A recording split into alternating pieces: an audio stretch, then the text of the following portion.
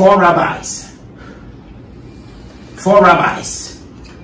Silence his argument, carried out by other means. Silence his argument, carried out by other means. 2 Timothy 2:23.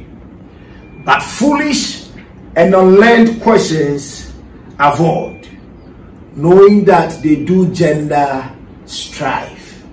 Foolish and unlearned argument or unlearned questions. It says avoid them, for the gender strife. Four rabbis had a series of theological arguments, and three were always in accord against the four. So three of the rabbis had decided that they will always be on one side against the one. Whether the one is right or not, they will make sure they come together and fight him. One day the odd rabbi out, after losing another argument by a vote of 3-1, decided to appeal to a higher authority. "Oh God," he cried, "I know I am right and they are wrong.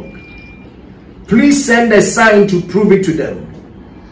As soon as the rabbi finished his plea, a storm cloud moved across the sky and rain poured down on the four rabbis. "I knew I was right," the rabbi exulted. "The cloud and rain are a sign from God." But the others disagreed, pointing out that storm clouds form on hot days. So he prayed again, "Oh God, I need a bigger sign to show these skeptics that I am right and they are wrong." This time, a bolt of lightning slammed into a tree on a nearby hill. "I told you I was right," the rabbi exclaimed. But the other three insisted that nothing had happened that could not be explained by natural causes. Just as the rabbi was about to ask for an even more impressive sign, a huge wind arose, and it was so forceful that it slammed the three rabbis against a tree, leaving the lone rabbi standing. Then a streak of sunlight shone down the rabbi, and a voice declared, "You are right, my son." As he stood triumphantly over his stunned and quivering colleagues, the rabbi put his hand on his hips and said, "Well." One of the other three replied, "So now it's 3-2. It's 3-2. Do you understand? Do you understand the story? Are you following the story? Hello, are you following the story? Yes. Or you still don't get it? So there are four rabbis, and always three come together against the one. So this time when the one lost by vote, not that he lost by the authenticity of the argument, but by vote. So the one said, "This time I will petition a superior being." So he called on God to come to. So God showed a sign, and the people said, "Oh, as for this one, it happened, so this is not good." Then another sign came, and he said that this one too can be a natural cause. Then the third time, God came through, and then he pushed the three aside, and then he allowed this gentleman alone, and then a sun rays got to the guy, and a voice came to that, "My son, you are right." So now they could not contest it. So instead of them to agree that they have lost, what they said was, "Okay, we agree that this one, you have one person joining you, so it is 2 against 3. So we have still won." Do you understand? Okay.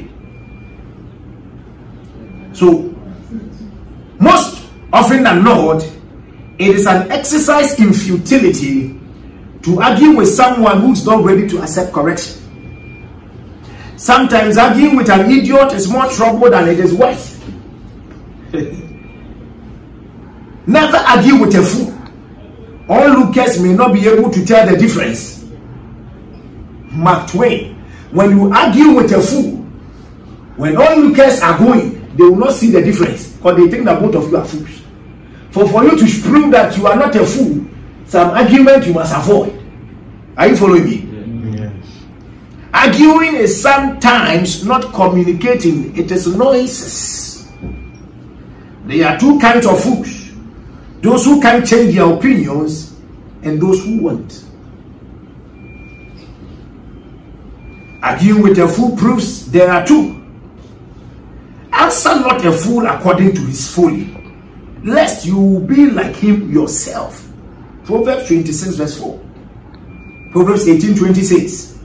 A fool takes no pleasure in understanding, but in only expressing his opinion.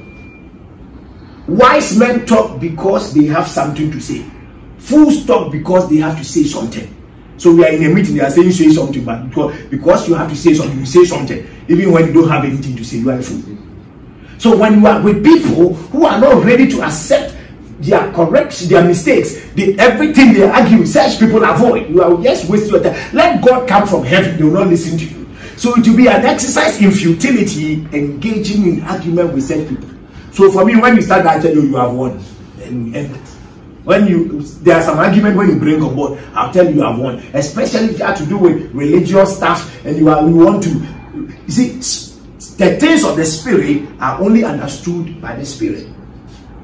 So a carnal mind cannot understand the things of the spirit. So the moment you want to bring spirituality low to the physical and to the carnality, and you want me to find logic to explain the things I'm saying, I will not be able to. So I'll just end it. You have won. You go by what you are saying. Let me stay with mine. With the declarations we just made, it may not make sense to you because you don't understand why you should be screaming and say because you think it should not work. It doesn't happen. If truly the person has done something against me, you think that the words we have just uttered is not enough to alter them. Because the person did something, so which one must go and do something. You don't necessarily have to do something. By your words, you have done much more. Because you engage the tongue. And when you engage the tongue, Bible says life and death lies in it. And those that love it eat the fruit thereof. So how do I explain this to you? I can't. So I leave it at that. Are you following me? Yes. Because for some people, they say, can the Bible only Genesis to Revelation? Oh, why not you don't say no? No problem. So leave them. So when a woman or Pimana or Baba Janishina. So there are some things you leave it. So may God grant us understanding. Amen. I said may God grant us understanding. Amen. That we will not unnecessarily be arguing. We will spend that argument or that energy to do something profitable. Shout a better amen. Amen.